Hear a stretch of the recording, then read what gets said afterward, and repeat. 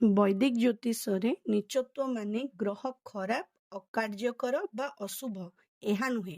ଏହାର ଅର୍ଥ ହେଉଛି ଗ୍ରହ ଏପରି ଏକ ପରିବେଶରେ ରହିଛି ଯେଉଁଠାରେ ତାହାର ସ୍ୱାଭାବିକ ଗୁଣ ସଠିକ ଭାବେ ପ୍ରକାଶ ପାଇପାରୁନାହିଁ।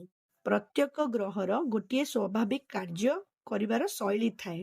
ଗ୍ରହ ଯେତେବେଳେ ନୀଚ ହୁଏ, ରାଶି ତାହାର ସ୍ୱଭାବକୁ ବିରୋଧ କରେ, ଗ୍ରହର ଶକ୍ତିକୁ ଦମନ କରେ କିମ୍ବା ବିକୃତ କରେ, ଗ୍ରହକୁ ତାହାର ମୂଳ ଉଦ୍ଦେଶ୍ୟରୁ ବିପରୀତ ଦିଗରେ କାମ କରିବାକୁ ବାଧ୍ୟ କରେ। ଫଳରେ ଭ୍ରମ, ଅସନ୍ତୁଳନ ଓ ଶକ୍ତିର ଭୁଲ ବ୍ୟବହାର ଗ୍ରହ ମଧ୍ୟରେ ହୋଇଥାଏ। ଆସନ୍ତୁ ଜାଣିବା ଏବେ ଗ୍ରହମାନଙ୍କର ନୀଚ ହେବାର ତର୍କ। ସୂର୍ଯ୍ୟ ତୁଳା ରାଶିରେ ନୀଚ ହୁଅନ୍ତି। ସୂର୍ଯ୍ୟ ହେଉଛନ୍ତି ଅଧିକାର ଓ ଆତ୍ମସମ୍ମାନ।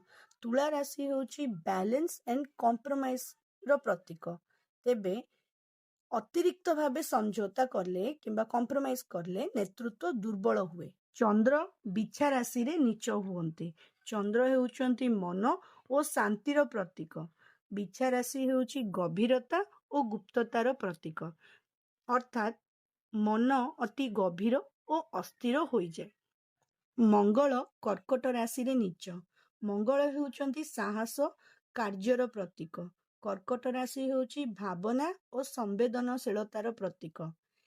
ମଙ୍ଗଳ କର୍କଟରେ ରହିଲେ କାର୍ଯ୍ୟ ଭାବନାତ୍ମକ ହୋଇଯାଏ, ତର୍କ କିମ୍ବା ଲଜିକର ସ୍ଥାନ ରୁହେନି। ବୁଧ ମୀନ ରାଶିରେ ନୀଚ। ବୁଧ ହେଉଛନ୍ତି ତର୍କ, ବୁଦ୍ଧିର ପ୍ରତୀକ। ମୀନ ରାଶି ହେଉଛି କଳ୍ପନା ଓ ସୀମାହୀନତାର ପ୍ରତୀକ। ତେଣୁ ଏହି କ୍ଷେତ୍ରରେ ସ୍ପଷ୍ଟ ଚିନ୍ତା ଭ୍ରମରେ ପଡ଼ିଯାଏ। ବୃହସ୍ପତି ମକର ରାଶିରେ ନୀଚ ହୁଅନ୍ତି। ବୃହସ୍ପତି ଜ୍ଞାନ ଓ ଧର୍ମର ପ୍ରତୀକ, କିନ୍ତୁ ମକର ରାଶି ଭୌତିକ ସୀମା ଓ କଠୋରତାର ପ୍ରତୀକ। ଏଠାରେ ଏପରି ହୁଏ, ଜ୍ଞାନୀ ବ୍ୟକ୍ତି କଠୋର ହୋଇଯାଆନ୍ତି, କିନ୍ତୁ ଜ୍ଞାନୀ ବ୍ୟକ୍ତି ନରମ ହେବା ସ୍ୱାଭାବିକ ଥାଏ। ଶୁକ୍ର କନ୍ୟା ରାଶିରେ ନୀଚ ହୁଅନ୍ତି। ଶୁକ୍ର ହେଉଛନ୍ତି ପ୍ରେମ ଓ ଆନନ୍ଦର ପ୍ରତୀକ। କନ୍ୟା ରାଶି ଆଲୋଚନା ଓ ତ୍ରୁଟି ଖୋଜିବାର ପ୍ରତୀକ। ତେଣୁ ଏହି କ୍ଷେତ୍ରରେ ପ୍ରେମ ଅତିରିକ୍ତ ବିଶ୍ଳେଷଣରେ ଆସି ନିଜର ସୌନ୍ଦର୍ଯ୍ୟ ହରାଇଦିଏ। ଶନି ମେଷ ରାଶିରେ ନୀଚ ହୁଅନ୍ତି। ଶନି ହେଉଛନ୍ତି ଧୈର୍ଯ୍ୟ ଓ ଶିଷ୍ଟାଚାରର ପ୍ରତୀକ। ମେଷ ରାଶି ହେଉଛି ଆବେଗର ପ୍ରତୀକ।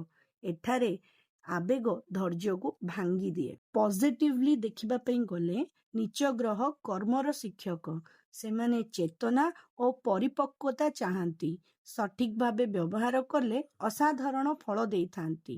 ଗ୍ରହ ନୀଚ ହୁଏ ଶକ୍ତି କମ୍ ଥିବାରୁ ନୁହେଁ, ବରଂ ସେହି ଶକ୍ତି ଦିଗ ହରାଇଥିବାରୁ।